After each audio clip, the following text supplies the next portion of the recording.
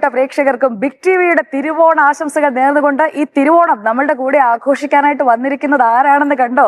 നമസ്കാരം ചേച്ചി. നമസ്കാരം. ഞാൻ വരുന്നതിന് മുമ്പേ വന്ന് എല്ലാം റെഡിയാക്കി. ഇല്ല കുറച്ച് മാറ്റി വെച്ചിട്ടുണ്ട് സുചേരിക്കും. അപ്പൊ ഞാനും കൂടി ഇരിക്കാം. പിന്നെ തീർച്ചയായും ആ സൈഡിലിട്ട് തുടങ്ങിക്കോളും. ഇവിടെ അപ്പൊ ഏത് ഭാഗത്താ കുറവ്?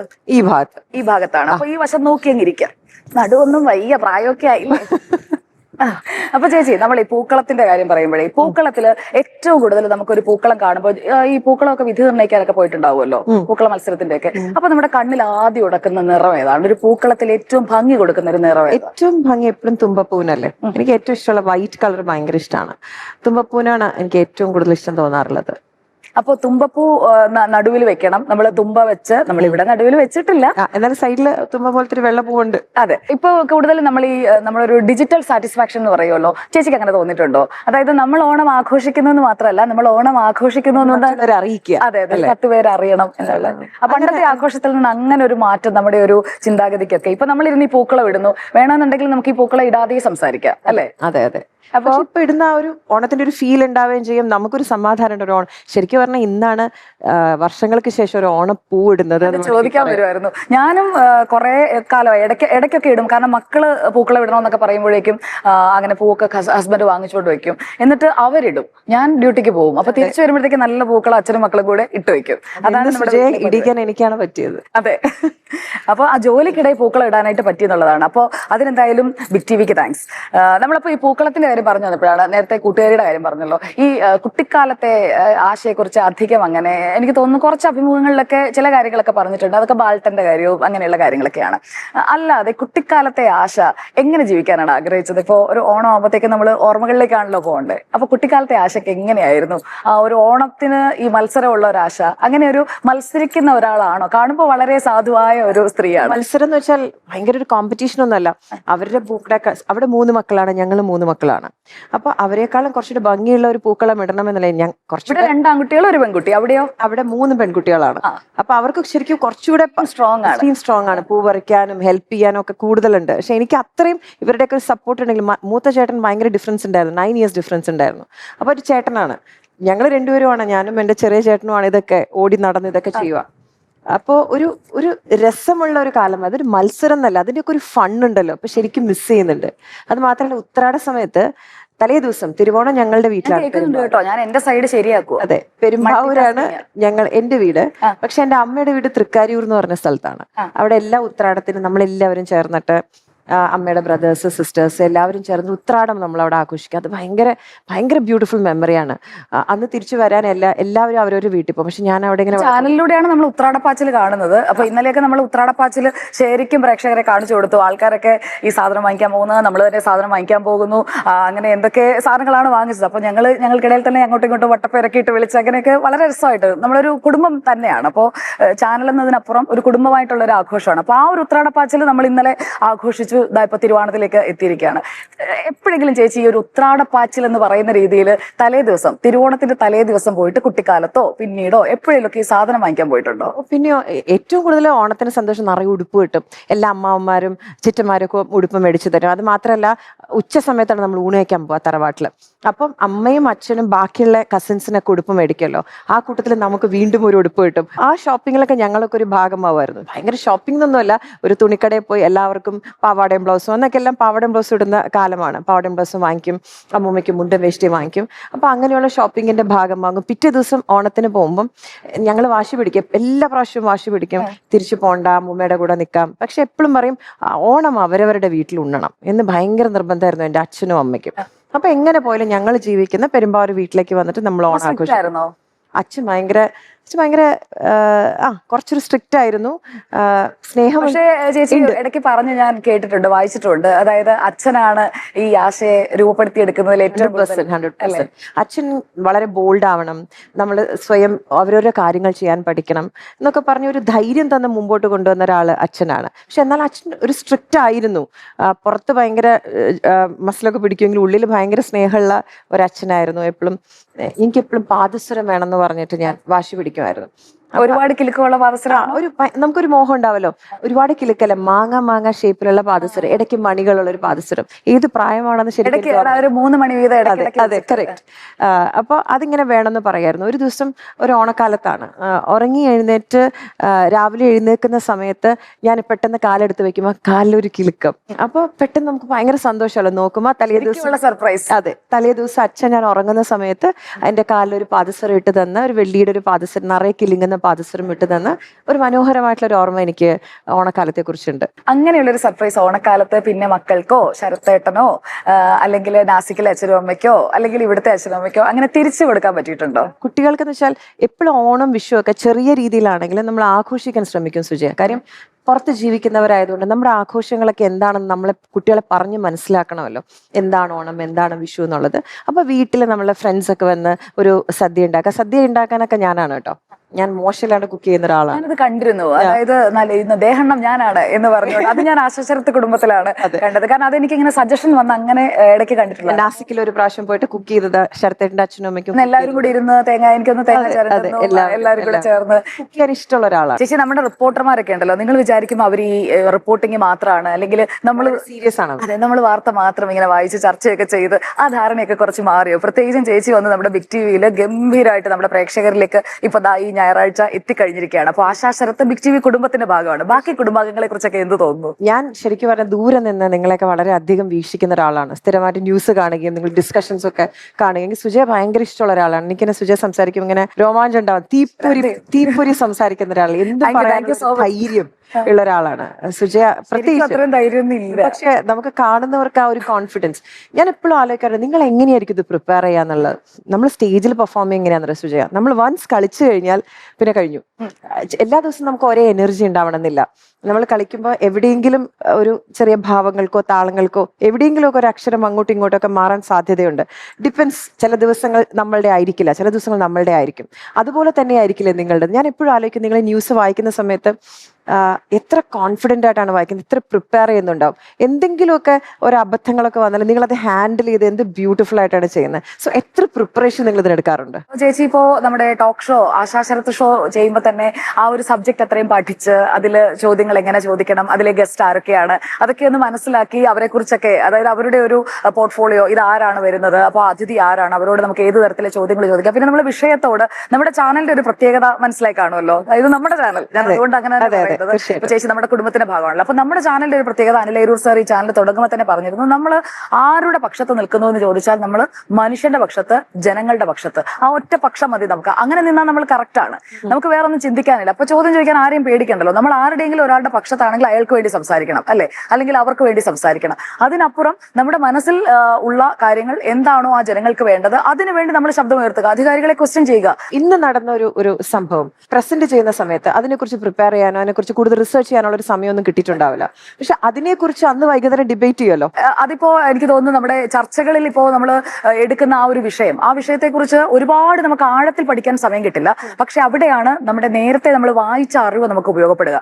ഇപ്പോ നമ്മൾ എടുക്കുന്ന ഒരു വിഷയം മുതലപ്പൊഴിയിൽ മത്സ്യത്തൊഴിലാളികളെ കാണാതെ ആയിട്ടും അവിടെ സർക്കാർ തുടരുന്ന ഒരു അലംഭാവമാണ്. അപ്പോൾ നമുക്ക് അതിന്റെ ഒരു പിന്നിലുള്ള കാര്യം അല്ലെങ്കിൽ അതിന്റെ ഒരു ചരിത്രം നമുക്ക് അറിയാതിരിക്കണം. അതായത് കഴിഞ്ഞ 10 വർഷത്തിനിടയിൽ എത്ര മത്സ്യത്തൊഴിലാളികളെ മുതലപ്പൊഴി ഭാഗത്ത് കാണാതായി. ഹോംവർക്ക് നിങ്ങൾ ചെയ്യുന്നുണ്ട്. അതെ, അത് നമ്മൾ സ്ഥിരമായിട്ട് ഈ പഠനം തീരുന്നതേയില്ല. ഞാൻ എപ്പോഴും കരുതുന്നതെന്ന് വെച്ചാൽ ഞാൻ ഇപ്പോഴും ഒരു മാധ്യമ വിദ്യാർത്ഥിയാണെന്നാണ്. കാരണം ഓരോ ദിവസവും നമ്മൾ പഠിച്ചാലേ നമുക്ക് എന്തെങ്കിലും ചെയ്യാൻ പറ്റുള്ളൂ. അല്ലെങ്കിൽ നൃത്തം എന്നും പഠിച്ചാലേ നമുക്ക് നമ്മളത് എന്നും ബ്രഷപ്പ് ചെയ്ത് അല്ലെങ്കിൽ പുതിയ പുതിയ കാര്യങ്ങൾ നമ്മൾ റിസർച്ച് ചെയ്ത് മുമ്പോട്ട് പോയാലേ നമുക്ക് വീണ്ടും വീണ്ടും പുതിയ ക്രിയേഷൻസ് ചെയ്യാൻ പറ്റും. സെയിം അല്ലെ? അതെ. അപ്പോൾ എല്ലാ കലകൾക്കും ഞാൻ പറയുന്നത് വെച്ചാൽ ജേർണലിസം എന്ന് പറയുന്നത് ഒരു ആർട്ടാണ്. നമ്മൾ എങ്ങനെയാണോ ഒരു ചേച്ചിയെ പോലെ ഒരു ആർട്ടിസ്റ്റ് തയ്യാറെടുക്കുന്നത്, അതുപോലെ തന്നെ നമ്മൾ ജേർണലിസത്തിലും ഓരോ ദിവസവും നമ്മൾ ആ വാർത്തകൾക്ക് വേണ്ടി അല്ലെങ്കിൽ ആ വാർത്തകൾ കാണുമ്പോൾ അതിന് പിന്നിലെ ജീവിതങ്ങളെ കുറിച്ച്, ജീവിതം എന്ന് പറഞ്ഞു കഴിഞ്ഞാൽ ഒരാളുടെ ഒരു ലൈഫ് അല്ലേ, ആ ലൈഫ് നമ്മൾ പഠിക്കണം. ആ ലൈഫ് എത്രത്തോളം നല്ല രീതിയിൽ നമ്മൾ മനസ്സിലാക്കുന്നു, അതനുസരിച്ച് നമുക്ക് അതിൽ ഇടപെടാൻ പറ്റും. അപ്പോൾ നൃത്തത്തിലൂടെ ശരിക്കും പറഞ്ഞാൽ ഈ ജീവിതങ്ങൾ കാര്യങ്ങളിലും ചേച്ചി ഇടപെടുന്നുണ്ട്. പ്രത്യേകിച്ചും നമ്മളെയൊക്കെ നടുക്കിയതാണ് ഈ കൊൽക്കത്തയിലെ ആർജിക്കർ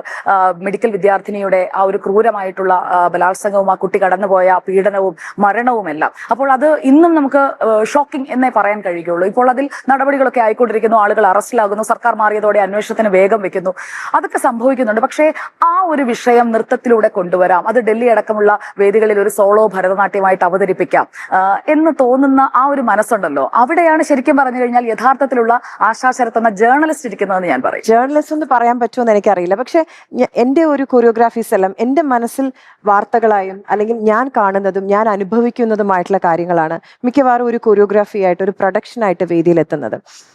ഇപ്പൊ നേരത്തെ പറഞ്ഞ കൊൽക്കത്ത കേസിനെ കുറിച്ച് പത്രത്തിൽ വായിച്ചതാണ്. ചില കാര്യങ്ങൾ നമ്മൾ വായിക്കും, അത് ചിലപ്പോ മറന്നു കളയും, ചിലത് നമുക്ക് മറക്കാൻ പറ്റില്ല. അത് മനസ്സിലിങ്ങനെ, പ്രത്യേകിച്ച് ഞാൻ ഒരുപാട് പെൺകുട്ടികളെ പഠിപ്പിക്കുന്ന ഒരു അധ്യാപികയാണ്. അത് മാത്രമല്ല 2 പെൺകുട്ടികളുടെ അമ്മ കൂടിയാണ്.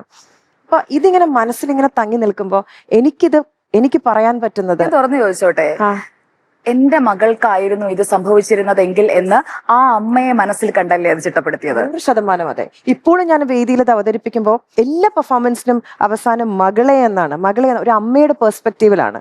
നമ്മളെല്ലാവരും ഇപ്പൊ വാർത്ത വായിക്കുന്ന ആളും അത് കേൾക്കുന്ന ആളും ഒക്കെ നമ്മളുടെ ജീവിത തിരക്കിലായിരിക്കാം, അല്ലെങ്കിൽ മനഃപൂർവ്വം അല്ലെങ്കിൽ കൂടി നമ്മളെല്ലാം മറന്നുപോകും. പക്ഷെ ഇത് മറക്കാതെ ജീവിക്കുന്ന ഒരാളുണ്ട്, ആ അമ്മ അത് എങ്ങനെയായിരിക്കും സഹിക്കുന്നുണ്ടാവുക, ഇപ്പൊ അവരെങ്ങനെയായിരിക്കും ജീവിക്കുന്നുണ്ടാവുക. അങ്ങനെ അന്വേഷിച്ച് അവരെ കുറിച്ച് വായിച്ച് അന്വേഷിച്ചപ്പോൾ അവരനുഭവിക്കുന്ന ഒരു പെയിൻ ഉണ്ടല്ലോ, ഒരാൾ മാത്രമല്ല, എത്രയോ അഭയ നിർഭയ എന്ന് പറയുന്ന എത്രയോ കേസസ് നമുക്കറിയാം. ഇവരുടെ എല്ലാ അമ്മമാരും, അല്ലെങ്കിൽ ലോകത്ത് എവിടെ ഒരു പെൺകുട്ടി അബ്യൂസിന് ഇരയാകുന്നുണ്ടെങ്കിലും അവിടെ വേദനിക്കുന്ന ഒരു അമ്മയുണ്ട്. ആ അമ്മയാണ് മകളെ എന്ന് പറയുന്ന ഒരു അമ്മയുടെ രോദനമായിട്ടാണ് വന്നത്. ശരിക്കും ഞാൻ എപ്പോഴും വേദിയിൽ അവതരിപ്പിക്കുമ്പോൾ എന്നെയാണ് ഞാൻ അതിൽ കാണുക, എന്റെ മകൾക്കാണ് അത് സംഭവിച്ചതെങ്കിൽ. അങ്ങനെയാണ് ഓരോ ക്രിയേഷൻസ്, ഇപ്പൊ മകളെ എന്ന് മാത്രമല്ല പല പല പ്രൊഡക്ഷൻസും അങ്ങനെയാണ് ഉണ്ടാവുക. നമ്മളിപ്പോൾ സമൂഹത്തിൽ ഒരു മാറ്റം ഉണ്ടാക്കാൻ വേണ്ടി, ഞാൻ പറഞ്ഞല്ലോ നേരത്തെ, നമ്മുടെ മാധ്യമ പ്രവർത്തനം എന്ന് പറഞ്ഞു കഴിഞ്ഞാൽ ബിഗ് ടി വി എടുത്തിരിക്കുന്ന ഒരു സ്റ്റാൻഡ് അതാണ്. ജനങ്ങൾക്ക് വേണ്ടി, സാധാരണക്കാരന് വേണ്ടി ശബ്ദിക്കാനായിട്ട്, അധികൃതരോട് ചോദ്യങ്ങൾ ചോദിക്കാനുള്ള, ആരും ചോദിക്കാത്ത ചോദ്യങ്ങൾ ചോദിക്കാനായിട്ടുള്ള ഒരു മാധ്യമം, അത് മാത്രമാണ് നമ്മൾ ഉദ്ദേശിക്കുന്നത്. അപ്പൊ അതുപോലെ ചേച്ചിയുടെ ഒരു രീതിയിൽ ഈ കലയാണ് വഴി, ആ കലയുടെ വഴിയിലൂടെ അത് ചെയ്യുന്നു. ഇപ്പോഴിതാ ഡിബേറ്റിലേക്ക് എത്തിയിരിക്കുകയാണ്. ശരിക്കും ഒരു ഡിബേറ്റ് ആങ്കർ ചെയ്യുന്ന, ഒരു ടോക്ക് ഷോ ഹോസ്റ്റ് ചെയ്യുന്ന ഒരാളായിരിക്കുമെന്ന് അന്നത്തെ ആ ഒരു ദുബായ് കാലത്തെ RJ ജീവിതത്തിലെങ്കിലും ആഗ്രഹിച്ചിട്ടുണ്ടോ, അല്ലെങ്കിൽ അങ്ങനെ കരുതിയിട്ടുണ്ടോ? ഇതൊരു ഡിബേറ്റ് എന്ന് പറയാൻ പറ്റുമോ സുജയ? ഞാൻ എന്റേതായിട്ടുള്ള രീതിയിൽ ഞാൻ എന്റെ പ്രേക്ഷകരോട്, അതെ നിങ്ങൾ എല്ലാവരും ഞാൻ എന്റെ പ്രേക്ഷകരായിട്ടാണ് കാണുന്നു. അപ്പോൾ എൻ്റെ ചുറ്റുമുള്ള ഒരുപാട് ഇപ്പം നേരത്തെ പറഞ്ഞു മകളെ പോലെ തന്നെ അനുഭവിച്ചിട്ടുള്ള പല പല സിറ്റുവേഷൻസ്, ഓരോ വ്യക്തികളും, സ്ത്രീയെന്നോ പുരുഷനെന്നോ വ്യത്യാസമില്ല, ഓരോരുത്തരും അനുഭവിക്കുന്ന പ്രശ്നങ്ങളുണ്ട്.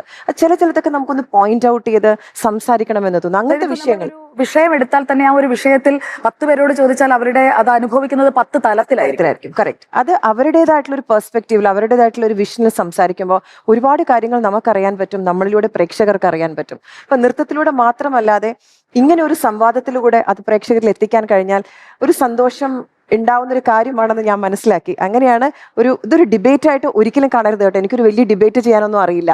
എൻ്റെതായിട്ടുള്ള രീതിയിൽ ഞാൻ എൻ്റെ പ്രേക്ഷകരോട് സംസാരിക്കുന്നു, അല്ലെങ്കിൽ എനിക്ക് ചുറ്റുമുള്ളവരോട് ചോദിച്ചറിഞ്ഞ ആ ഇൻഫർമേഷൻ നിങ്ങളിലേക്ക് പാസ് ചെയ്യുന്നു എന്നുള്ളതല്ലാതെ വലിയൊരു ഡിബേറ്റ് എന്നൊന്നും ഒരിക്കലും എക്സ്പെക്ട് ചെയ്യരുത്. ഇത് ആശാ ശരത് ഷോ ആണ്. ആശാ ശരത് സംസാരിക്കുന്ന രീതിയിൽ എനിക്ക് ചോദിക്കാൻ പറ്റുന്ന രീതിയിൽ മാത്രം ചെയ്യുന്ന ഒരു ഷോ ആണ്. ഇത്രേ കാലം ഞാൻ നൃത്തത്തിലൂടെ പറയാനാണ് ശ്രമിച്ചത്. നൃത്തം അറിയാത്ത ഒരുപാട് പേരുണ്ടല്ലോ, അപ്പൊ എല്ലാ കാര്യങ്ങളും നമുക്ക് നൃത്തത്തിലൂടെ പറയാൻ സാധിക്കില്ല. അതെ, തീർച്ചയായിട്ടും. അപ്പൊ എന്നെ പഠിപ്പിക്കാമെന്ന് പറഞ്ഞിട്ടുണ്ട്.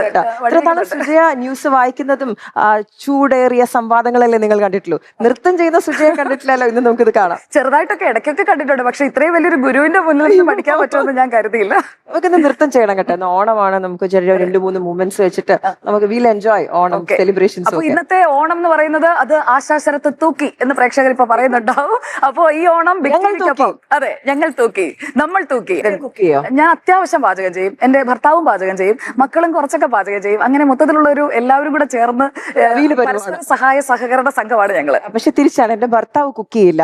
മക്കളിൽ ഒരാള് വലിയ കുക്കിംഗ് ഇല്ല, ചെറിയ ആള് കുക്ക് ചെയ്യും. പക്ഷെ നമ്മുടെ മലയാളം ഭക്ഷണത്തോട് അത്ര കുക്ക് ചെയ്യാൻ അറിയില്ല. അവിടുത്തെ എല്ലാ കുക്കും ക്ലീനിങ്ങും ഒക്കെ ഓണ സമയത്ത് എല്ലാം ചെയ്യുന്നത് ഞാൻ തന്നെയാണ്. അതായത് ഈ വീട്ടിലെ പ്ലംബറും വെൽഡറും ആ ടോണിൽ നമ്മൾ വായിക്കണം.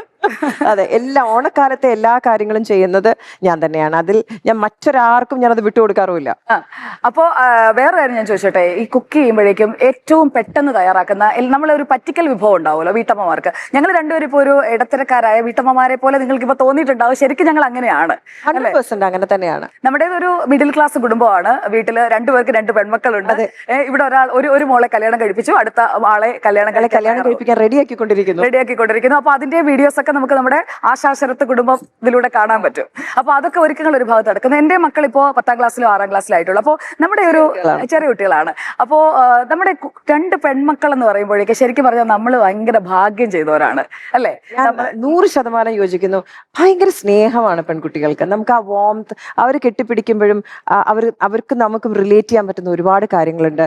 ആദ്യമൊക്കെ എനിക്ക് തോന്നുമായിരുന്നു ഒരു ആൺകുട്ടി ഉണ്ടെങ്കിൽ കൊള്ളാമായിരുന്നു എന്ന് ഒരു സ്വാർത്ഥത എനിക്ക് എവിടെയൊക്കെ ഉണ്ടായിരുന്നു. പിന്നെ കുറച്ചങ്ങ് വളർന്നു കഴിഞ്ഞപ്പോ ഞാൻ വിചാരിച്ചു സത്യം പറയണം, രണ്ടാമത്തെ കുട്ടിയെ ഗർഭം ധരിച്ചിരിക്കുമ്പോൾ അത് ആൺകുട്ടി ആയിരിക്കും എന്ന് കരുതിയിട്ടുണ്ടോ? എനിക്ക് 3ാമതൊരു കുട്ടി ഉണ്ടായിരുന്നു Suji. I lost the baby.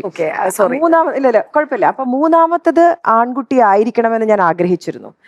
ബാക്കി 2 പെൺകുട്ടി. എനിക്ക് എന്റെ കോൺസെപ്റ്റിൽ 3 മക്കളാണ്.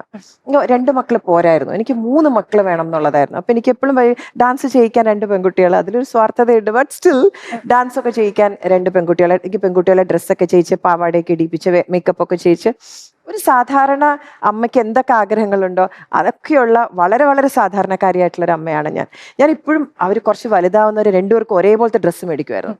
വലുതായപ്പോ അമ്മ 2 പേരും മേടിച്ചു പോരുതെന്ന്. കാര്യം എന്ന് പറയുന്നത് ശരിക്കും അവർക്ക് ഭയങ്കര ഇഷ്ടക്കേടാണ്. നമുക്കതറിയില്ലല്ലോ. ഇവര് തിരിച്ചു പറയണവരെ നമ്മള് സുജയ മേടിച്ചിട്ടുണ്ടോ? ഞാൻ വാങ്ങിച്ചിട്ടുണ്ട്, ചീത്ത കേട്ടിട്ടുണ്ട്. ഇപ്പൊ എന്നോട് ആദ്യം ഇപ്പോഴും എനിക്ക് സഹി കെടുമ്പോ ഇപ്പോഴും ഞാൻ ഒരേപോലത്തേക്ക് ഞാൻ വാങ്ങിക്കൊണ്ട് വലിയ കാര്യമായിട്ടൊക്കെ കൊണ്ടുവരും. 2 പേർക്ക് ഞാൻ ഒരുപോലത്തെ വാങ്ങിച്ചിട്ട് വന്നൊക്കെ പറഞ്ഞ് ഇങ്ങനെ വരുമ്പോഴത്തേക്ക് എന്താ ഈ കാണിച്ചു വെച്ചിരിക്കുന്നതെന്ന് ചോദിച്ചു കഴിയുമ്പോഴത്തേക്ക് ഞാൻ അവിടെ തിരിച്ചു പറഞ്ഞ കാലത്ത് നമുക്ക് വേറെ ഒരു വഴിയുമില്ല. പക്ഷെ എങ്കിലും ഞാൻ ഇപ്പോഴും അവരെയൊക്കെ ഇഷ്ടം നോക്കാണ്ട് തന്നെ ഞാൻ എങ്ങനെയെങ്കിലും, എനിക്ക് ഭയങ്കര ഇഷ്ടമാണ് 2 പേരും ഒരേപോലെ ഡ്രസ്സൊക്കെ ചെയ്ത്. നമ്മൾ പറഞ്ഞല്ലോ ഇപ്പൊ മക്കൾക്ക് വേണ്ടിയിട്ട് അല്ലെങ്കിൽ വീട്ടിലുള്ളവർക്ക് വേണ്ടിയിട്ടൊക്കെ ഈ ഷോപ്പിങ്ങിനൊക്കെ പോകാൻ ഈ ഒരു സെലിബ്രിറ്റിയുടെ ലൈഫ് എന്തായിരിക്കും എന്നുള്ളത് എല്ലാവർക്കും ഒരു ആകാംക്ഷയുള്ള കാര്യമാണ്. അപ്പോൾ നിങ്ങൾ ഇവിടെ നാട്ടില് അങ്ങനെ കടയിൽ പോയി സാധനങ്ങളൊക്കെ വാങ്ങിക്കാറുണ്ടോ അതോ വിദേശത്ത് നിന്നാണോ? ഞാനേ ഈ സെലിബ്രിറ്റി എന്ന് പറയുന്ന ആ ഒരു കോൺസെപ്റ്റിനോട് അത്രമാത്രം യോജിക്കുന്ന ഒരാളല്ല. അതൊരു തൊഴിൽ മാത്രമാണെന്നാണ് ഞാൻ വിചാരിക്കുന്നത്. അഭിനയമാണെങ്കിലും നൃത്തമാണെങ്കിലും ഇതെല്ലാം ഒരു എന്റെ തൊഴിലിന്റെ ഭാഗമാണ്. ഇപ്പൊ സുജയ് ചെയ്യുന്ന തൊഴിലാണ് യു ആർ ന്യൂസ് റീഡർ അല്ലെങ്കിൽ ഒരു ജേർണലിസ്റ്റ് എന്ന് പറയുന്നത്. എന്റെ തൊഴിൽ എന്ന് പറയുന്നത് ഞാൻ നൃത്ത അധ്യാപികയും നർത്തകിയും അഭിനേത്രിയുമാണ്. അല്ലെങ്കിൽ കുറച്ച് സ്കൂൾസ് ഒക്കെ ഉള്ള ഒരു അത്യാവശ്യം ഒരു ബിസിനസ് ഒക്കെ നടത്തുന്ന ഒരാളെന്ന് പറയാം. ഇതിൽ എല്ലാ ജോലിയും ഞാൻ ചെയ്യുന്ന ഒരാളാണ്. എൻ്റെ വീട്ടിലേക്കുള്ള പച്ചക്കറി ആയിക്കോട്ടെ, മീനായിക്കോട്ടെ, ചിക്കൻ വിളിച്ചു പറയുന്നതായിക്കോട്ടെ, ഓരോ കാര്യങ്ങളും ഞാൻ ഈ ലോകത്ത് എവിടെയാണെങ്കിലും എൻ്റെ വീട്ടിൽ ഉച്ചയ്ക്ക് എന്താ ഭക്ഷണം ഉണ്ടാക്കണം, എൻ്റെ കൂടെ ഒരു ശാന്തയുണ്ട് എൻ്റെ മക്കളെ സഹായിക്കാൻ അല്ലെങ്കിൽ എന്നെ സഹായിക്കാൻ. എൻ്റെ കൂടപ്പറപ്പ് പോലെ 10-25 വർഷമായിട്ടുള്ള ഒരാളുണ്ട്. എനിക്ക് ലോകത്തിലെ ഏറ്റവും ഇഷ്ടപ്പെട്ടവരുടെ കൂട്ടത്തിൽ ഒരാളാണ്. ശാന്ത എന്റെ കൂടെ തന്നെയാണ് ഓണം എപ്പോഴും. അപ്പൊ ശാന്ത ഉച്ചയ്ക്ക് എന്ത് ഉണ്ടാക്കണം എന്നുള്ളത് ഞാൻ ഇപ്പൊ ഈ ലോകത്ത് എവിടെ ഷൂട്ടിലാണെങ്കിലും പെർഫോമൻസിലാണെങ്കിലും എനിക്ക് മെസ്സേജ് അയക്കും, ചേച്ചി ഉച്ചയ്ക്ക് എന്താ ഉണ്ടാക്കേണ്ടത്. ഇവിടെ നിന്ന് കിട്ടി എനിക്ക് ഇതുപോലെ ഒരു ശാന്ത ഞാൻ ഇവിടെ ദുബായിൽ മുതലേ എന്റെ കൂടെയുള്ള വർഷങ്ങളായിട്ട് എന്റെ കൂടെയുള്ള ഒരാളാണ്. സോ അവരൊക്കെ ഞാൻ ഭാഗ്യമാണ് എന്റെ ആയിട്ടാണ് കാണുന്നത് കേട്ടോ. ഞാൻ എന്റെ ഒരു കൂടപ്പുറപ്പായിട്ടാണ് കാണുന്നത്. അവരൊരിക്കലും എന്റെ വീട്ടിലത്തെ ഒരാളെന്നോ അല്ലെങ്കിൽ വീട്ടിൽ അങ്ങനെ ഒരിക്കലും അല്ല. എന്റെ മക്കൾ അവരെ ശാന്താൻറ്റി എന്ന് വിളിച്ച് അത്രയും ഒരു വോംത്താണ് ശാന്തയ്ക്ക് കൊടുത്തിട്ടുള്ളത്. കുഞ്ഞുങ്ങളായിരിക്കുമ്പോ തന്നെ ഉണ്ട്, ചെറുതിലെ മുതലുണ്ട്. അവർക്ക് ഒരു അമ്മയുടെ സ്ഥാനമാണ്. ശാന്ത അവരെ ദേഷ്യപ്പെടുകയൊക്കെ ചെയ്യും. തെറ്റ് ചെയ്ത് എന്താ പങ്കു എന്താ മൂന്നൊക്കെ ചോദിക്കാനുള്ള എല്ലാ അധികാരങ്ങളും കൊടുത്തിട്ടുള്ള ഒരാളാണ്. അതുപോലെ 2-3 പേരുണ്ട്. എനിക്കൊരു ശാന്തയുണ്ട്, ഒരു സലീമുണ്ട്, വർഷങ്ങളായിട്ട് എൻ്റെ കൂടെയുള്ള എൻ്റെ ഡ്രൈവറാണ് ദുബായിൽ. ഇവരൊക്കെ ഇപ്പോൾ സലീം ഒരു 10-26, സലീമിന് മക്കളെ പോലെ തന്നെയാണ്. പിന്നെ എനിക്കൊരു റൈറ്റ് ആൻഡ് ഹാൻഡ് പറയാതിരിക്കാൻ പറ്റും, ദീപ്തി എന്ന് പറഞ്ഞ ഒരാളുണ്ട്. ഞാൻ ശ്വസിക്കുന്നുണ്ടെങ്കിൽ അത് എന്നേക്കാൾ മുമ്പ് അറിയുന്ന ഒരാളാണ് ദീപ്തി എൻ്റെ സ്കൂൾസിന്റെ എല്ലാം ഹെഡാണ്. എൻ്റെ ഡേറ്റ്സ് മാനേജ് ചെയ്യുക, എൻ്റെ എല്ലാമാണ്. പല പ്രോഗ്രാംസ് ചെല്ലുമ്പോൾ ആൾക്കാർ ആദ്യം എന്നോട് ചോദിക്കും, ദീപ്തി വന്നിട്ടുണ്ടോ, ദീപ്തി പെർഫോം ചെയ്യുന്നുണ്ടോ എന്ന്. ദീപ്തി ഡാൻസ് ചെയ്യില്ല, ബാക്കി എല്ലാം ചെയ്യുന്നു ഞാൻ പറയും. ആശാ ശരത്ത് ചെയ്യുന്ന എല്ലാം അഭിനയിക്കില്ല, ഡാൻസ് ചെയ്യില്ല, ബാക്കി എവറിത്തിങ് ഷീ ഡസ്. അങ്ങനെ കുറെ സ്നേഹമുള്ളവർ എൻ്റെ ചുറ്റുമുണ്ട്. അപ്പൊ ഞങ്ങൾ എല്ലാവരും ചേർന്നിട്ടാണ് ഇപ്പൊ ഓണവും. ശാന്തേച്ചിയും ദീപ്തിയും സലീമും ഒക്കെ ചേരുന്ന ഒരു എക്സ്റ്റെൻഡഡ് ഫാമിലി, അതിന്റെ ഒരു പിന്തുണയിലാണ് ശരിക്കും മുന്നോട്ട് പോകുന്നത്. എപ്പോഴും പലപ്പോഴും ആളുകൾക്ക് ചോദിക്കില്ലേ, നിങ്ങൾക്ക് എവിടെ നിന്നാണ് ഇതിനെല്ലാം ഇത്രയും സമയം? കാരണം ഇത്രയും പരിപാടികൾക്ക് പോകുന്നു, അതിനിടയിൽ സിനിമയിൽ അഭിനയിക്കുന്നു. നേരത്തെ എനിക്ക് തോന്നുന്നു സിനിമയിൽ അഭിനയിക്കാൻ വേണ്ടി ദുബായിൽ നിന്ന് പറന്നു വന്ന് അഭിനയിച്ച് തിരിച്ചു പോകുന്ന ഒരു പാറ്റേൺ ആയിരുന്നു ആദ്യഘട്ടത്തിൽ. അങ്ങനെയൊക്കെ ഇപ്പോഴും അങ്ങനെയൊക്കെ തന്നെയാണ്. എത്ര കാലം അതായത് ദുബായിൽ എത്ര കാലം ഉണ്ടാകും? ഇവിടെ എങ്ങനെ കാടാറ് മാസം നാടാറ് മാസം എന്നൊക്കെ പറയുന്നത്, അതിന് കൃത്യമായ ഒരു ഷെഡ്യൂൾ ഉണ്ടോ? 182 ഡേയ്സിനപ്പുറം ദുബായിൽ നിന്ന് മാറി നിൽക്കാൻ പറ്റില്ല. NRI സ്റ്റാറ്റസ് ഇഷ്യൂ ഉണ്ട്. അപ്പൊ കഴിഞ്ഞു പിറ്റേ ദിവസം സ്ഥലം വിടുന്ന ഒരു രീതിയാണ്. പക്ഷെ എങ്കിലും ഒരു പകുതി ഇവിടെയാണ്. ഇപ്പൊ കണ്ടല്ലോ, കഴിഞ്ഞൊരു 30 വർഷമായി UAE താമസിക്കുന്നു. ഇപ്പോഴൊക്കെ എനിക്കും ശരത്തേട്ടനും തിരിച്ച് നാട്ടിലേക്ക് വന്ന് നാട്ടിൽ സെറ്റിൽ ചെയ്യണമെന്ന ഒരു മോഹം ഇങ്ങനെ ആഫ്റ്റർ കോവിഡിന് നമ്മൾ ഇവിടെ താമസിച്ചിരുന്നു. ഏകദേശം ശരത്തേട്ടന്റെ നാട് എവിടെയാ? ശരത്തേട്ടൻ അച്ഛൻ കണ്ണൂരാണ്, അമ്മ മാനന്തവാടിയാണ്. പക്ഷെ ശരത്തേട്ടൻ ജനിച്ചു വളർന്നല്ല നാസിക് എന്ന് പറയുന്ന മഹാരാഷ്ട്രയിലാണ്. നാസിക്കിലെ അച്ഛൻ അവിടെയായിരുന്നു, HAയിലായിരുന്നു ജോലി. ശരത്തേട്ടൻ ജനിച്ചു വളർന്നതെല്ലാം നാസിക്കിലാണ്. ഒരു പകുതി മഹാരാഷ്ട്രീയനാണ്, മലയാളം സംസാരിക്കും, എഴുതാൻ വായിക്കാനൊക്കെ. ഇപ്പൊ കോവിഡ് കാലത്ത് ഞങ്ങൾ ഇവിടെ സ്റ്റക്കായി, ഗുരുവായൂർ പെർഫോം ചെയ്യാൻ വന്നതാ. ആ കാലത്ത് മാർച്ച് 8 ഞാൻ ഗുരുവായൂർ അമ്പലത്തിൽ കളിച്ചു. മാർച്ച് 10 ഗുരുവായൂരപ്പൻ പറഞ്ഞു ഇനി തിരിച്ചു പോകണ്ട, ഇവിടെ നിന്നോളൂ. അങ്ങനെ ലോക്ക്ഡൌണിൽ ഇവിടെ പെട്ടു. ഏകദേശം 1.5 വർഷത്തോളം നമ്മളിവിടെ താമസിക്കേണ്ടി വന്നു. കാര്യം ആദ്യം അടച്ചത് അവിടെ സ്കൂൾസാണ്, അക്കാഡമിക് സ്കൂൾസാണ്. കുട്ടികൾ റിലേറ്റഡ് ആയിട്ടുള്ള എല്ലാം ആദ്യം അടച്ചു. ഏറ്റവും അവസാനം തുറന്നതും അതാണ്. ഏകദേശം 1.5 വർഷം ഇവിടെ പെട്ടപ്പോൾ ഇവിടെ നമ്മൾ അന്ന് ആദ്യമായിട്ടാണ് ശരത്തേട്ടൻ ഇത്ര കാലം നാട്ടിൽ താമസിക്കുന്നത്. കുട്ടികളും അതുപോലെ ഒരാൾ കാനഡയിൽ സ്റ്റക്കായിരുന്നു, മറ്റേ UK ഇവിടെ ഉണ്ടായിരുന്നു. അങ്ങനെ താമസിച്ച് വൈ നോട്ട് നമുക്ക് ഇങ്ങോട്ടേക്ക് ഷിഫ്റ്റ് ചെയ്താൽ എന്ത്? നമ്മുടെ നാട്ടിൽ നിന്ന് ഒരിക്കലും നമ്മളെ പറഞ്ഞു വിടില്ല. മറ്റേത് സ്ഥലത്ത് പോയാലും നമ്മൾ അവിടെ ഒരു എക്സ്പാട്രിയേറ്റ് ആണ്, നാളെ തിരിച്ചു പോകുമെന്ന് പറഞ്ഞാൽ ഒരിക്കൽ മടങ്ങേണ്ടവരാണ്,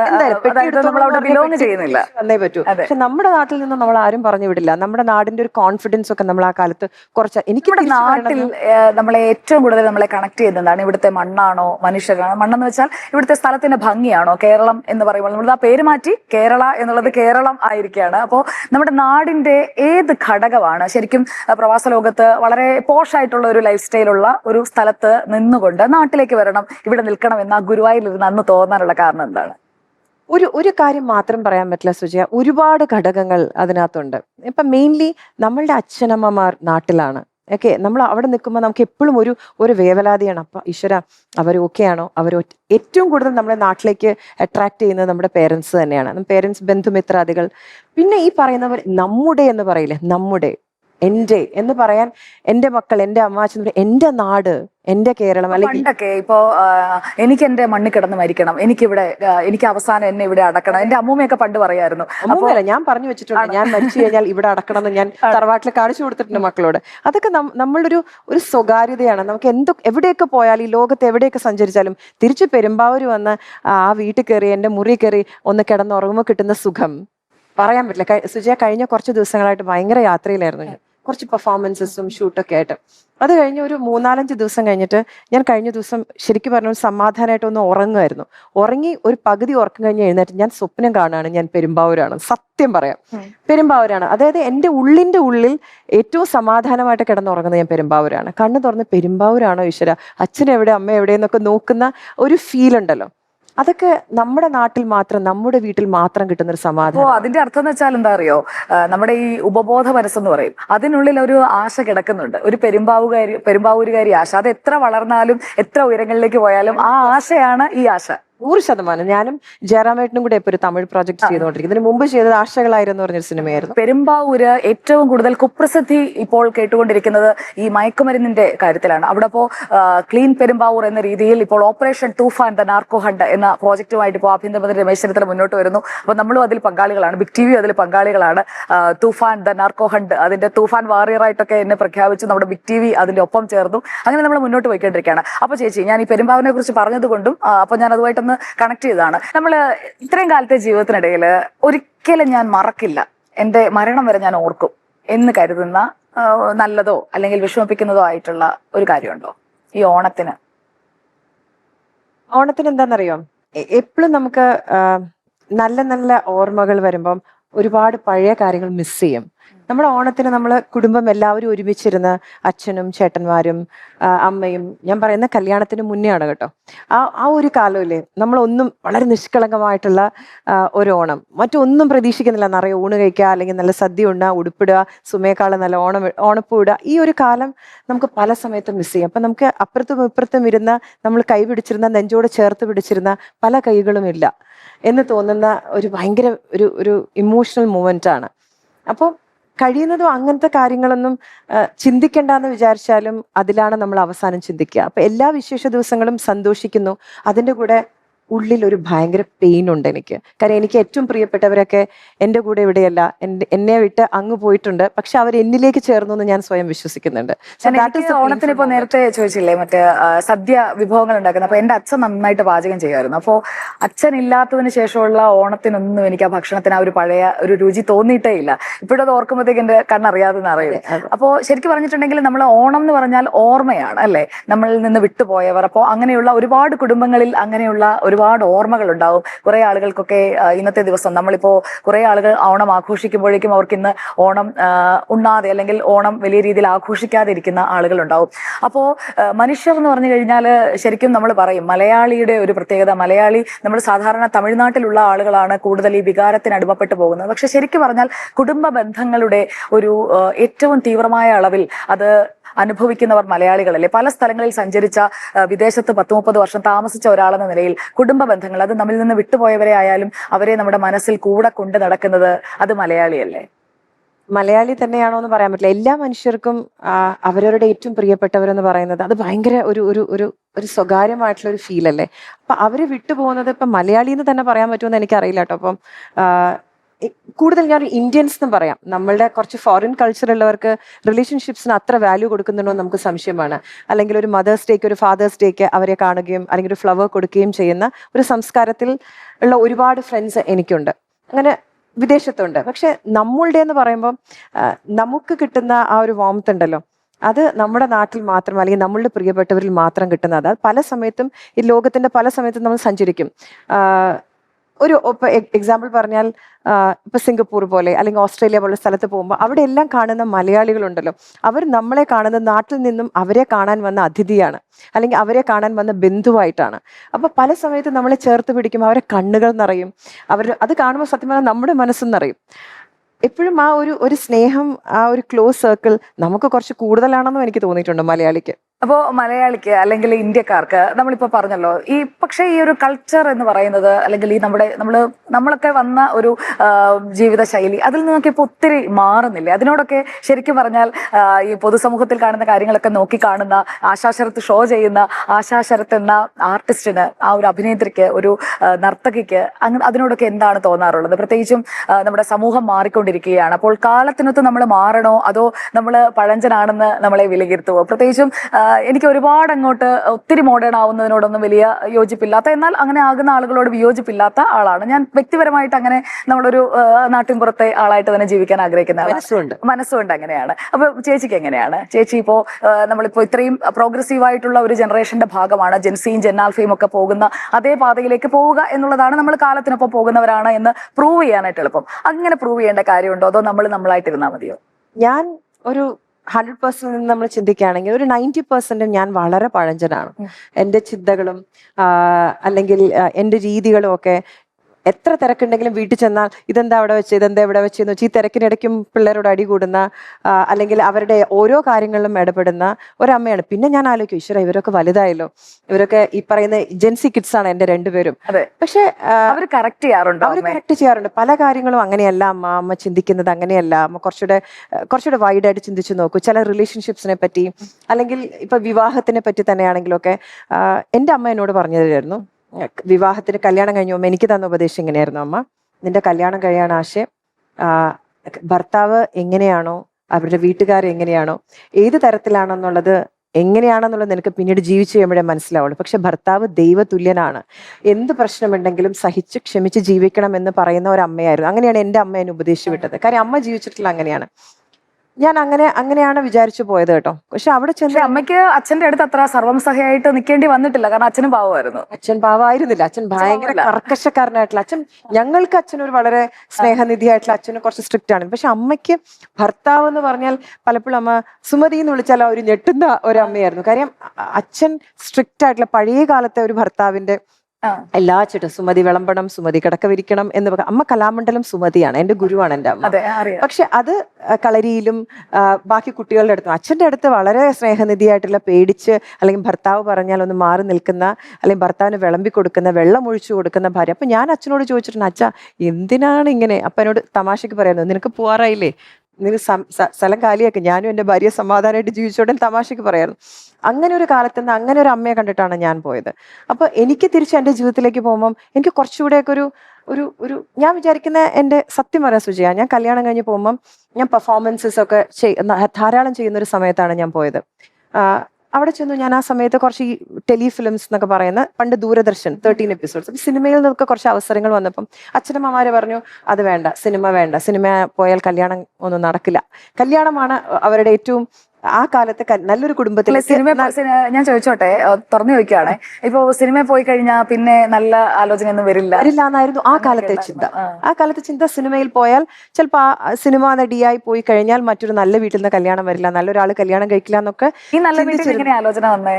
അത് അതാണ് ശരത്തേട്ടൻ എന്നെ ഒരു ടിവിയിൽ കണ്ടിട്ട്, ഒരു ഡാൻസ് ഒക്കെ കണ്ടിട്ട്, ഒരു ഇന്റർവ്യൂ കണ്ടിട്ട്, എവിടെയോ ഒരു പറയില്ലേ, നാട്ടിൽ നിന്ന് മാറി താമസിക്കുന്ന ആൾക്കാരല്ല സുജയ, അവിടെ ഒരു പാവാടയും ധാവണിയെ കൊടുത്ത് തലയിൽ എണ്ണയൊക്കെ തേച്ച് പിന്നിട്ടിരുന്ന ഒരു നാടൻ പെൺകുട്ടിയെ കാണുമ്പോൾ ഇത് കേരളത്തിലെ പെൺകുട്ടിയാണല്ലോ എന്ന് തോന്നുമ്പോൾ, ഒരു നൊസ്റ്റാൾജിയ ഒക്കെ തോന്നുന്ന ഒരു ക്രഷ് ഉണ്ടല്ലോ, അതിൽ നിന്നാണ് എന്റെ കല്യാണം. അയൽപ്പക്കത്തെ കുട്ടി ഇമേജ് ആണ്. അതെ, ഇങ്ങനെ ഒരു മലയാളി. ഇപ്പൊ ഓഫ് കോഴ്സ് പുറത്തും ജീവിക്കുമ്പോൾ നമ്മുടെ നാട്ടിലെ മലയാളി ഇങ്ങനെയായിരിക്കും, മലയാളം അത്യാവശ്യം സംസാരിക്കുന്ന ഒരു കുട്ടി. ശരത്തേട്ടന് തീരെ മലയാളം ആ സമയത്ത് സംസാരിക്കാൻ അറിയില്ലായിരുന്നു. അപ്പൊ അതിനോടൊക്കെ തോന്നിയ ഒരു ഇൻഫാക്ച്വേഷൻ എന്നോ ക്രഷ്, ഞാൻ ചോദിക്കും, അതൊരു പ്രണയം എന്നൊന്നും പറയാൻ പറ്റില്ല. ഒരാളെ കാണുമ്പോൾ പെട്ടെന്ന് ലവ് അറ്റ് ഫസ്റ്റ് സൈറ്റ് എന്നൊന്നും പറയും, ക്രഷ് ഒക്കെ തോന്നുമല്ലോ. അങ്ങനത്തെ ആ ക്രഷിൽ നിന്നാണ് ഒരു പ്രപ്പോസലായിട്ട് എന്നെ വന്ന്, അങ്ങനെയാണ് നമ്മൾ കല്യാണം കഴിച്ചത്. അപ്പോ നമ്മൾ പറഞ്ഞു വന്നതായിരുന്നു, നമ്മൾ പറഞ്ഞു വന്നത് ഈ അച്ഛനിൽ നിന്നും ഭർത്താവിലേക്ക് വന്നപ്പോൾ ഞാൻ കല്യാണം കഴിഞ്ഞ് നാസിക്ക് ചെന്നപ്പം എനിക്ക് ഭയങ്കര ഒരു, ഞാൻ വിചാരിക്കണം അങ്ങനെയായിരിക്കും, ഇനിയിപ്പോ ഡാൻസർ നർത്തകി എന്നതിൽ ഒരു നൃത്ത അധ്യാപികയായിട്ടായിരിക്കും എന്റെ ജീവിതം മുമ്പോട്ട് പോവാം. അമ്മ ഒരു നർത്തകിയിലുപരി നൃത്ത അധ്യാപികയായിട്ടാണ് പിന്നീട്. അതായത് ഞാൻ കുറച്ച് അടക്കവും ഒതുക്കവും ഒക്കെ പാലിച്ച് അല്ലെ വീട്ടിലേക്ക് ഒതുക്കത്തിലുപരി ഞാൻ കൂടുതൽ സ്വപ്നങ്ങളിലേക്കൊന്നും ചിന്തിച്ചില്ല. പക്ഷെ തിരിച്ചായിരുന്നു എൻ്റെ ജീവിതത്തിൽ തിരിച്ച്, if you have some talent, നിനക്കൊരു കഴിവുണ്ടെങ്കിൽ അത് എന്തുകൊണ്ട് അത് ബ്രഷപ്പ് ചെയ്ത് കൊണ്ടുവന്നുകൂടാ, എന്തുകൊണ്ട് പെർഫോം ചെയ്തുകൂടാ, എന്തുകൊണ്ട് ക്ലാസ്സസ് എടുത്തുകൂടാ, അഭിനയിക്കാൻ അവസരം പണ്ട് കിട്ടിയെങ്കിൽ. അന്ന് അച്ഛനോട് പറഞ്ഞു, കല്യാണം കഴിഞ്ഞിട്ട് ഭർത്താവ് പറയാണ് അഭിനയിച്ചോളാൻ പറഞ്ഞാൽ എനിക്ക് പ്രശ്നമൊന്നുമില്ല.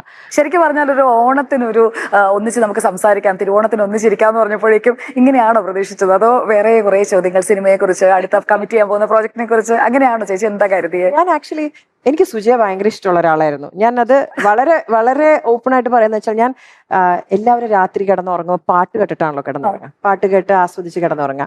പക്ഷെ പാട്ട് കേട്ടാൽ എനിക്ക് ഉറങ്ങാൻ പറ്റില്ല. പാട്ട് കേട്ടാൽ ഉടനെ എനിക്ക് തോന്നുന്നു ആർട്ടിസ്റ്റിനൊക്കെ ഉള്ള ഒരു കാര്യമായിരിക്കും അങ്ങനെ നമ്മൾ പാട്ടിൻ്റെതായിട്ടുള്ള വിഷ്വലും മറ്റേതും മറിച്ചതും, അല്ലെങ്കിൽ അതിന്റെ ഒരു കൊറിയോഗ്രാഫി ഒക്കെ നല്ലത്. എപ്പോഴും എനിക്ക് കുറച്ച് സെമി ക്ലാസിക്കൽ പാട്ടുകളോട്, രവീന്ദ്രൻ മാഷിന്റെ പാട്ടുകൾ, അല്ലെങ്കിൽ ശരത്തേട്ടന്റെ പാട്ടുകൾ, അങ്ങനെയൊക്കെ ഇഷ്ടമുള്ള ഒരാൾ, അല്ലെങ്കിൽ ശ്രീവത്സൻ സാറിന്റെ പാട്ടുകളൊക്കെ. അപ്പൊ നമ്മളുടെ ഒരു മൂഡ് അങ്ങനെ ഉറക്കത്തിൽ പലപ്പോഴും, മറിച്ച് എപ്പോഴും നിങ്ങളുടെയൊക്കെ ഡിബേറ്റ് കേട്ടിട്ടാണ്, അത് വെച്ചിട്ട് കുറെ നേരം കേട്ടിട്ടാണ് ഞാൻ ഉറങ്ങുന്നത്. അപ്പൊ അത്രയും എന്റെ സുഹൃത്തുക്കൾ, സുജയ മാത്രമല്ല കേട്ടോ, ഡിബേറ്റിലുള്ള ഒട്ടുമിക്കവരും എന്റെ സുഹൃത്തുക്കളാണ്.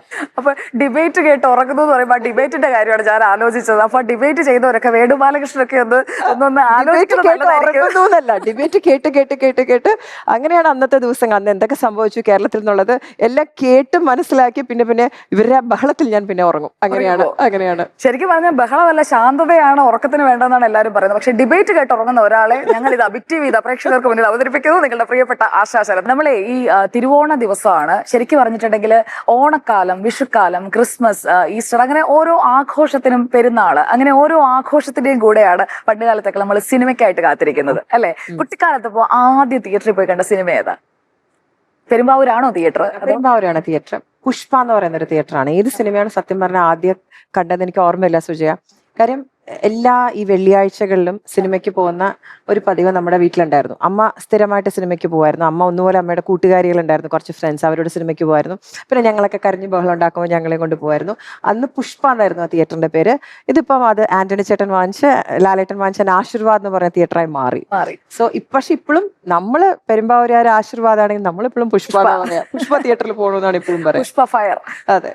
അപ്പോ പുഷ്പ തിയേറ്ററിൽ സിനിമ കണ്ട ആശ പെരുമ്പാവൂരിൽ പോയി അഭിനയിച്ച സിനിമ, ആ പെരുമ്പാവൂരിലെ ആശീർവാദ സിനിമാസിന്റെ ആ തിയേറ്ററിലായാലും അങ്ങനെ പോയിരുന്ന് കണ്ടിട്ടുണ്ടോ? പിന്നെ ആശീർവാദ് എന്റെ തിയേറ്ററിൽ പോയിട്ട്, പുഷ്പയിൽ പോയിട്ട് ഒരുപാട് സിനിമകൾ കണ്ടിട്ടുണ്ട്. പിന്നീടും പിന്നെ സ്വന്തം സിനിമ കണ്ടത് ദൃശ്യം കണ്ടത് ആശീർവാദിൽ, അന്ന് ആശീർവാദ് അല്ല, വേറൊരു തിയേറ്റർ ഉണ്ട് പെരുമ്പാവൂര്. അവിടെയാണ് ഞാൻ ആദ്യം ദൃശ്യം ദൃശ്യം റിലീസ് ചെയ്തിട്ട് ശരിക്കും പറഞ്ഞാൽ ഒരാഴ്ച കഴിഞ്ഞിട്ടാണ് ഞാൻ കണ്ടത്. എനിക്ക് അതിനു മുമ്പ് കാണാനുള്ള ധൈര്യം ഉണ്ടായിട്ടില്ല, സത്യം പറഞ്ഞു. ഭയങ്കര പേടിയായിരുന്നു എനിക്ക്. കാരണം അത് പ്രത്യേക തരത്തിലാണ് നറേറ്റീവ് ബിൽഡ് ചെയ്യുന്നത്. അപ്പൊ മാത്രമല്ല, ഞാൻ ആ സമയത്ത് സീരിയൽ ചെയ്യുന്നുണ്ടായിരുന്നു സുജയ. കുങ്കുമപ്പൂ എന്ന് പറയുന്ന പ്രൊഫസർ ജയന്തിയുടെ സീരിയൽ നടന്നുകൊണ്ടിരിക്കുന്ന അതേ സമയത്താണ് ഞാൻ ദൃശ്യം സിനിമ ചെയ്തത്. അപ്പൊ എന്റെ ഉള്ളിൽ എനിക്കൊരു ഭയങ്കര, അതിന് മുമ്പ് ഞാൻ 2-3 ചിത്രങ്ങൾ ചെയ്തിരുന്നു. ലാലേട്ടന്റെ കൂടെ തന്നെ കർമ്മയോധ, പിന്നെ സക്രിയയുടെ ഗർഭിണികൾ എന്നിട്ട് ലാലിച്ചുണ്ട് സിദ്ദിഖ് ലാലിന്റെ കൂടെ, ഫ്രൈഡേ എന്ന് പറയുന്നത്. 3 ചിത്രം കഴിഞ്ഞ് 4ാമത്തെ ചിത്രമാണ്. മറ്റതൊക്കെ ഞാൻ പോയി കണ്ടിട്ട്. പക്ഷെ ദൃശ്യം എനിക്ക് എപ്പോഴും പേടിയായിരുന്നു. ഒരു പോലീസ് വേഷമൊക്കെ ഇട്ട് പ്രേക്ഷകർ എന്നെ ഏറ്റെടുക്കുമോ, അതോ അവർക്ക് എന്താ പറയാ, കുങ്കുമപ്പൂവിൽ എപ്പോഴും ദേഷ്യപ്പെടാൻ കരയുകയൊക്കെ ചെയ്യുന്ന, ഭയങ്കര കരയുന്ന സീക്വൻസ് നടന്നുകൊണ്ടിരിക്കുന്ന സമയമാണ്. ഈ ഒരു ജയന്തി ടീച്ചർ അപ്പുറത്ത് ഒരു പോലീസ് വേഷം ഇട്ട് വന്ന് ശാലിനിയുടെ ജീവിതത്തിനായിട്ട് അങ്ങനെയൊക്കെ ആലോചിച്ചിട്ട് ഒരു ഭയങ്കര പേടിയുണ്ടായിരുന്നു എനിക്ക്. അപ്പൊ ഞാൻ ശരിക്കും ഒരാഴ്ച കഴിഞ്ഞിട്ടാണ് ഞാൻ പോയത്. ഞങ്ങൾ എല്ലാവരും ചേർന്നിട്ടാണ്. ഞാൻ പെരുമ്പാവൂരിന്ന്, ശരത്തേട്ടൻ ദുബായിൽ നിന്ന് വന്നു, അമ്മും പങ്കു, ഞാനും അച്ഛനും, ഞങ്ങൾ എല്ലാവരും കൂടെ ചേർന്നിട്ട് ആണ്, എൻ്റെ ചേട്ടനുണ്ട്, ബാൽട്ടനുണ്ട്, ഞങ്ങൾ എല്ലാവരും കൂടെ ചേർന്നിട്ടാണ് ദൃശ്യം കണ്ടത്.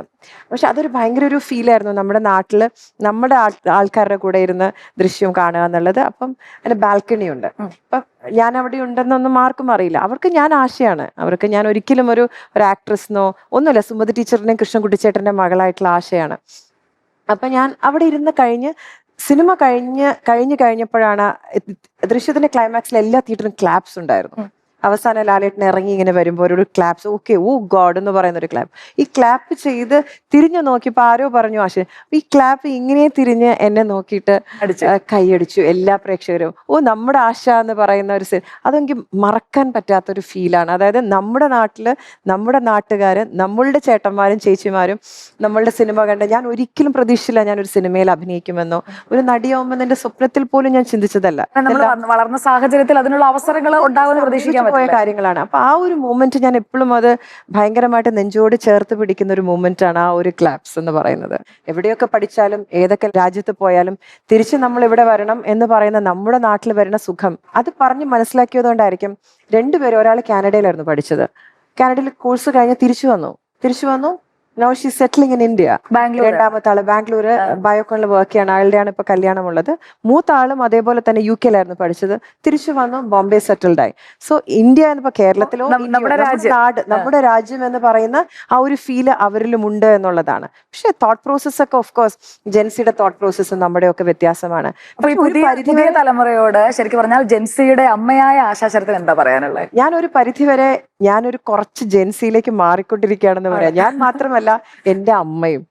എന്റെ അമ്മ ഇപ്പൊ നമ്മൾ വിചാരിക്കും അമ്മയ്ക്ക് ഇപ്പൊ 80 വയസ്സാവുന്നു. അമ്മൂന് കല്യാണം ആലോചിക്കുന്ന സമയത്ത് അപ്പൊ വളരെ സീരിയസ് ആയിട്ട് അമ്മ പറയും, നോക്കിയിട്ടൊക്കെ മതി, 5-6 മാസമൊക്കെ സംസാരിച്ച് 1 വർഷമൊക്കെ ഒരുമിച്ചൊക്കെ നിന്ന് സംസാരിച്ച ശേഷം മാത്രം കല്യാണം മതി.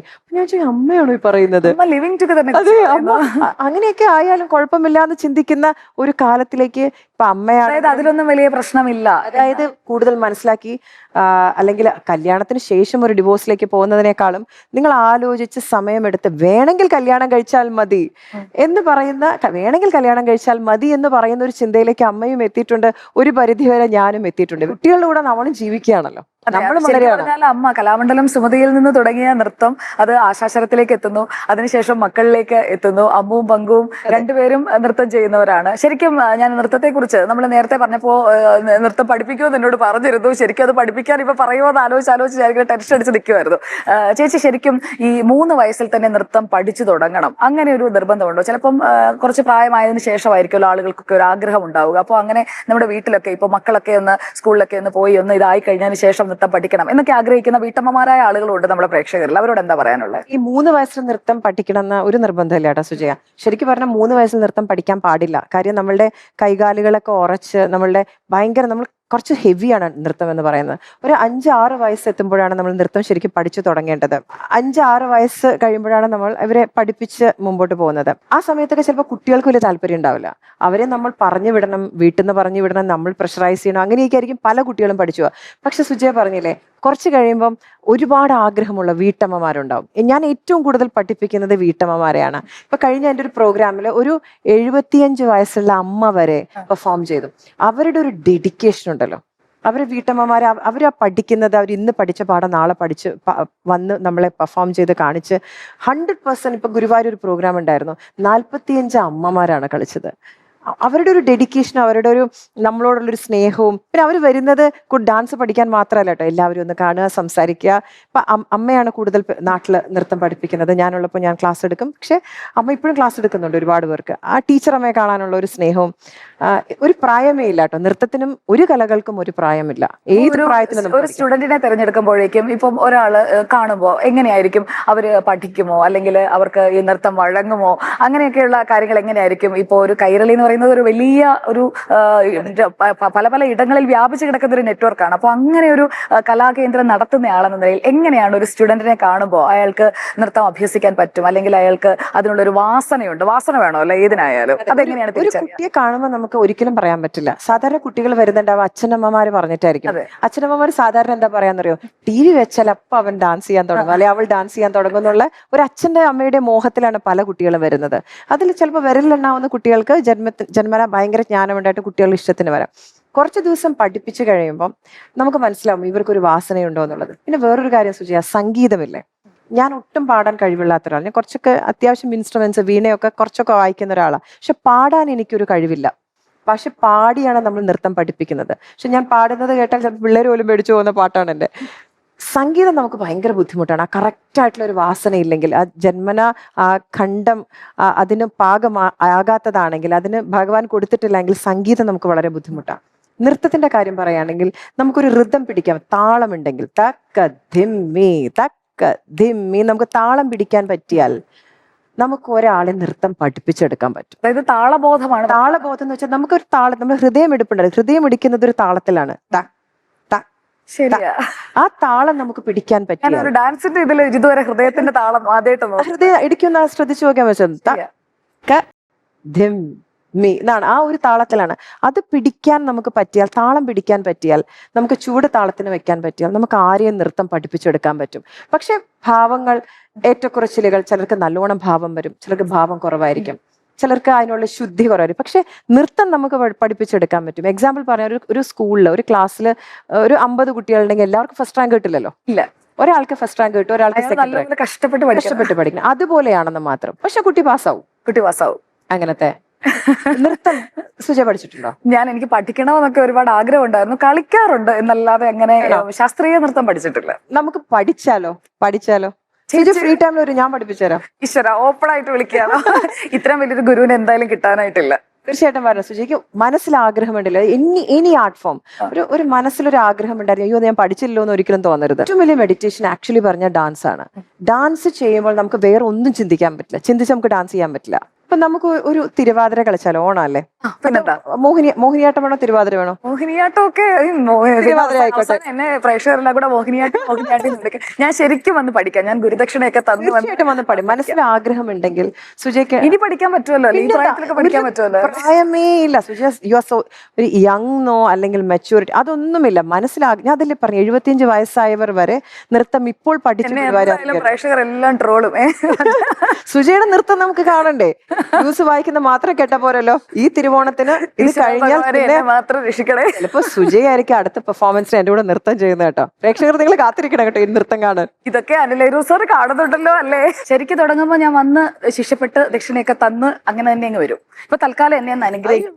മറ്റേ പറയണ പുരുഷനെ അനുഗ്രഹിക്കുന്നു പറഞ്ഞാല് ശരിക്കും ഞാൻ അനുഗ്രഹം വായിച്ച. കാരണം ഇത്രയും വലിയൊരു കലാകാരി നമ്മുടെ കൂടെ, ബിഗ് ടിവിയുടെ കൂടെ, നമ്മുടെ ബിഗ് ടിവി കുടുംബത്തിന്റെ ഭാഗമാണ്. എങ്കിൽ പോലും ഈ ഒരു ദിവസം വന്നിട്ട് പഠിപ്പിക്കാന്ന് പറയുമ്പോഴേ പറയുമ്പോഴേക്കും ഞാൻ അത് വേണ്ട, പറ്റില്ല, എനിക്ക് ശരിക്കും നല്ല ടെൻഷനുണ്ട്. കാരണം ഇത്രയും വേദികൾ, ഇപ്പോ വേദികൾ എണ്ണി നോക്കി കഴിഞ്ഞിട്ടുണ്ടെങ്കിൽ ഒരു 10,000-10,000 വേദിയായി കാണില്ലേ? അതറിയില്ല, ഇപ്പൊ എണ്ണീട്ടില്ല. അപ്പൊ അത്രയും വേദികളിൽ കളിച്ചിട്ടുള്ള, അത്രയധികം ആളുകളുടെ മുന്നിൽ കളിച്ചിട്ടുള്ള ഒരാള് ആളുടെ മുന്നിൽ കളിക്കാന്ന് പറഞ്ഞു കഴിഞ്ഞാൽ പഠിക്കാത്ത പറയുന്നത് നമ്മൾ ഓണം എന്ന് പറയുന്നത് സെലിബ്രേഷന്റെ സമയമാണ്. മനസ്സിൽ എവിടേക്കോ ഒരു നർത്തകിയില്ലേ? മനസ്സിൽ ഒരുപാട് പേരുണ്ട്. അത്രേ ഉള്ളൂ. അപ്പൊ നമുക്ക് കളിക്കാം. Ready? Happy ഓണം കേട്ടോ. ഉള്ളൂ. സുജയുടെ തിരുവാതിര നിങ്ങൾക്ക് കാണണ്ട, ഞാൻ കാണാൻ കാത്തിരിക്കാം. Will watch. ഓക്കെ, നമ്മൾ ചേച്ചി കളിക്കുന്നത് നോക്കി കളിക്കാം. പിന്നല്ല, വരൂ. ശരി, പാട്ട് ഏത് പാട്ട്? തിരുവോണപ്പുലരിയിൽ. ഇന്ന് തിരുവോണല്ലേ? തിരുവോണപ്പുലരിയിൽ തന്നെ. ശരി, അപ്പോൾ പ്രിയപ്പെട്ട പ്രേക്ഷകരെ, നിങ്ങൾക്ക് വേണ്ടി ആശ ചേച്ചിയുടെ കൂടെ കളിക്കുകയാണ്. ഞാൻ കളിക്കുന്നില്ല, ഞാൻ നോക്കി കളിക്കുവാണ്. രണ്ടുപേരും കൂടി. ശരി, ഓക്കെ.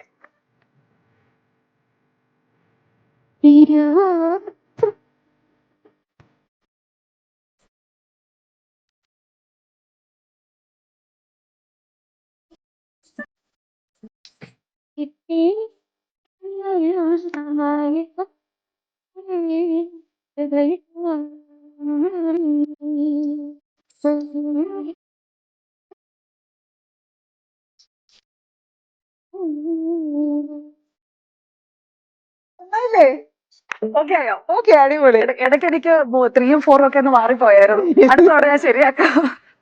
പ്രിയപ്പെട്ട പ്രേക്ഷകരെ, അപ്പോ നിങ്ങളും ഇതുപോലെ അവസരങ്ങളൊക്കെ കിട്ടുമ്പോഴേക്കും, എനിക്ക് കിട്ടിയ വലിയൊരു അവസരമാണ്, അതുകൊണ്ടാണ് ഞാനത് പാഴാക്കുന്നില്ല എന്ന് വെച്ചത്. കാരണം ആളുകളൊക്കെ ടിക്കറ്റ് എടുത്ത് VIP പാസ്സൊക്കെ സംഘടിപ്പിച്ച് വന്ന് കാണുന്ന ഒരു ആർട്ടിസ്റ്റാണ്. ശരിക്കും ഞാനതിൽ ഒരുപാട് ബഹുമാനിക്കുന്നുണ്ട്. കാരണം എനിക്ക് ഒരിക്കലും അങ്ങനെ സ്വതസിദ്ധമായിട്ടൊരു നർത്തകിയാകാനായിട്ടുള്ള ശേഷിയൊന്നുള്ള ആളല്ല. ആഗ്രഹമുണ്ട്, പക്ഷെ അത്രയും അങ്ങനെയുള്ള ശേഷിയുള്ള ആളല്ല. അപ്പൊ അത്രയും ശേഷിയുള്ള ഒരാള് ശരിക്കും ഓരോ മേഖലയിൽ ഓരോരുത്തർക്ക് ഓരോ കഴിവ് കൊടുത്തിട്ടുണ്ടാവും. ഞാനൊരു തമാശ പറഞ്ഞോട്ടെ. ഞാൻ സാധാരണ ഇപ്പം ഷോ ചെയ്യുന്നുണ്ടല്ലോ, പുതിയൊരു മേഖലയാണ്, എനിക്ക് പുതിയൊരു ചുവടുവയ്പ്പാണ്. എനിക്ക് ഭയങ്കര ടെൻഷനായിരുന്നു കേട്ടോ, മൈക്ക് ഇതൊക്കെ എടുത്ത് വെച്ച് നിൽക്കുമ്പോൾ. സാധാരണ സ്റ്റേജിൽ ഇപ്പോഴും എന്റെ ടപ്പ് എനിക്ക് ശരിക്കും കേൾക്കാം. അല്ല, സാധാരണ ഡാൻസ് ചെയ്യുമ്പോൾ നമുക്ക് വേദിയിലെത്തുമ്പോൾ നമുക്കൊരു എനർജിയാണ് ചെയ്യാൻ. ഇതിങ്ങനെ കയറി ഇതൊക്കെ കേൾക്കുമ്പോൾ എൻ്റെ ഉള്ളിൽ കിടന്ന് ടക ടക ടക ടക ഇടിക്കായിരുന്നു ഫസ്റ്റ് ആ ഷോ ചെയ്ത് തുടങ്ങുമ്പോൾ.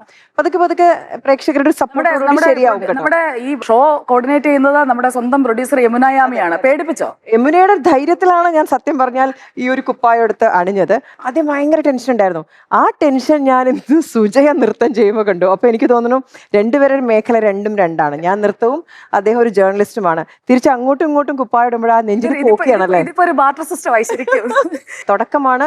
കുറച്ച് കാലൊക്കെ അങ്ങോട്ടും ഇങ്ങോട്ടൊക്കെ പകുതി വീഴുന്നുണ്ടാവും. നിങ്ങൾ പിടിച്ചെഴുന്നേൽപ്പിക്കണം, എന്റെ കൂടെ ഉണ്ടാവണം. അതെ, അതുപോലെ തന്നെ ഞാനും നൃത്ത മേഖലയിലേക്ക് ശിഷ്യപ്പെട്ട് പോകാൻ പോകണം. അപ്പൊ നമ്മുടെ ഇവിടെ ഒരു നൃത്തവേദി ഉണ്ടെങ്കിലല്ലേ കൊച്ചിയിലൊക്കെയുള്ള ഞങ്ങളെ പോലെയുള്ള പ്രായമായ ആളുകൾക്കൊക്കെ ഒന്ന് പണ്ട് പഠിക്കാൻ പറ്റും. പ്രായമായ ആളുകൾ 2 പിള്ളേരൊക്കെ ആയില്ലേ, നമ്മുടെ പ്രായമൊക്കെ പറയണമല്ലോ. അപ്പൊ എങ്ങനെയാണ് നമ്മുടെ ഇവിടെ കൊച്ചിയിലുള്ളവർക്ക് ചേച്ചിയുടെ കൂടെ വന്ന് പഠിക്കാൻ പറ്റുമോ? കാരണം ചേച്ചി എപ്പോഴും ദുബായിലാണ്. അല്ല, ഇപ്പം ദുബായിലും ഉണ്ട്, നാട്ടില് പനങ്ങാട് എന്ന് പറയുന്ന സ്ഥലത്ത്, പെരുമ്പാവൂർ ഓഫ് കോഴ്സ് ഉണ്ട്. പനങ്ങാട് എന്ന് പറഞ്ഞ എറണാകുളത്തെ ലേക്ക് ഷോർ ഹോസ്പിറ്റൽ തൊട്ട് പുറകില് ഒരു വീടുണ്ട് എനിക്ക്. അവിടെ ഒരു കളരി പണിയുന്നുണ്ട്. കളരി എന്ന് വെച്ചാൽ ഒരു കൂത്തമ്പലം എന്ന് പറയാം.